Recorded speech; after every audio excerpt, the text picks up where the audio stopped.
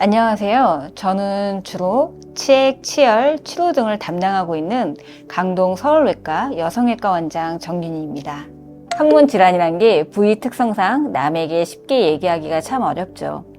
그렇기 때문에 치료가 지연되는 경우를 많이 볼 수 있습니다. 하지만 조기에 적절한 치료를 받으신다면 일상생활의 불편함이나 증상의 악화 없이 쉽게 치료할 수 있는 게 바로 또 항문 질환입니다.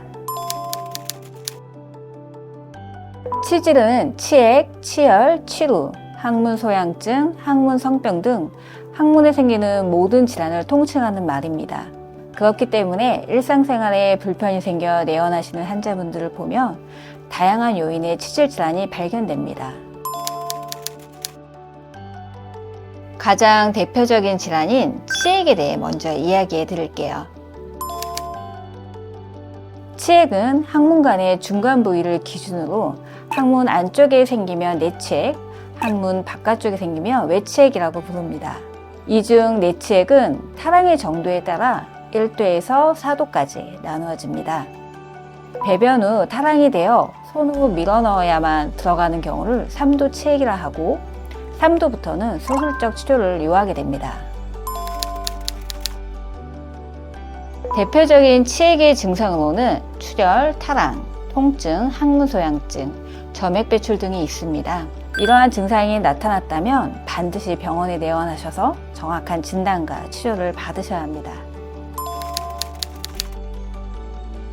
치액의 치료는 정도에 따라 보존적 치료와 외과적 치료로 나뉘어집니다. 보존적 치료에는 먼저 자역을 하는 방법이 있는데 물 온도를 40에서 42도 정도로 맞추시고 하루 3번, 3분 정도의 자역을 권장드립니다. 그 외에 수분 섭취를 늘리고 고섬유식을 섭취하는 식이요법이나 배변 습관 조절, 약물요법을 통한 치료 방법도 있습니다. 수술적 치료는 숙련된 외과 의사가 치액 덩어리를 뿌리부터 절제하는 치액 근치술이 있습니다. 다음 질환으로는 치열이 있습니다. 치열은 항문이 찢어지는 병으로 항문관 부위에 열상이 생겨 배변 시나 배변 직후에 심한 통증과 출혈을 동반하게 됩니다.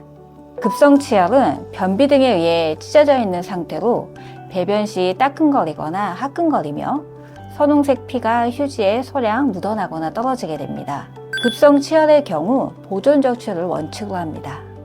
만성 치열의 경우는 급성 치열의 치유와 악화가 반복되거나 호전되지 않은 채 세균에 감염되어 항문의 구조적인 변화를 유발합니다. 이로 인해 피부 꼬리, 비후두성 유두 돌기, 항문 궤양 등 3가지 특징적인 소변을 보입니다. 처음에는 딱딱한 변에 의해 항문이 직접 손상을 받아 생기게 되며 만성화될 경우에 항문 내 간략근의 압력이 증가되어 생기는 것으로 추정됩니다. 젊은 성인에서 많이 나타나며 90%가 후방, 중앙 부위에 발생합니다.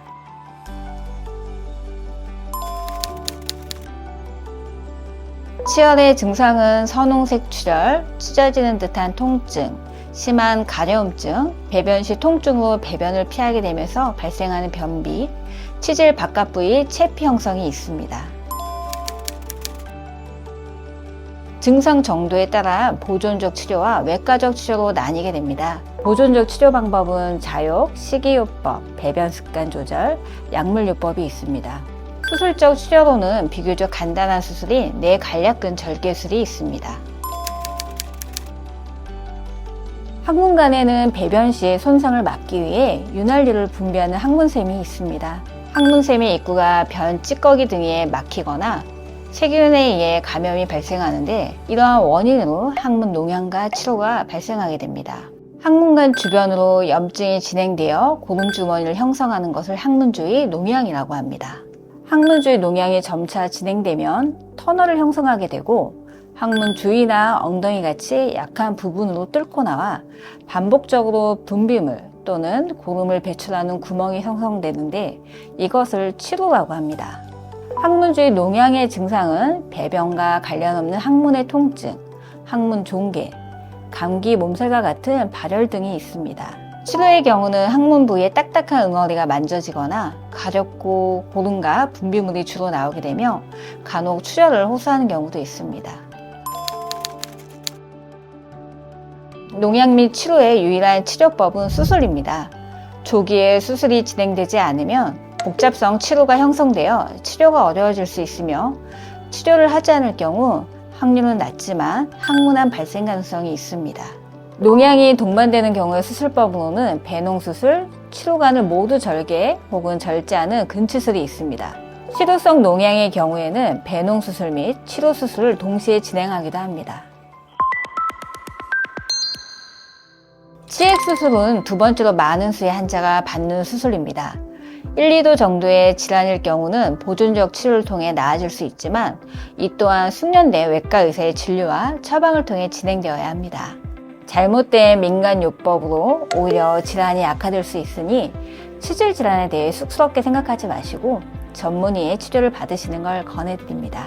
저희 강동 서울외과는 25년 노하우를 가진 대장 항문질환 전문 병원으로 숙련된 외과의들이 질환별 맞춤형 진료를 도와드리고 있습니다. 신뢰할 수 있는 진료를 통해 편안한 일상 회복을 도와드리겠습니다. 감사합니다.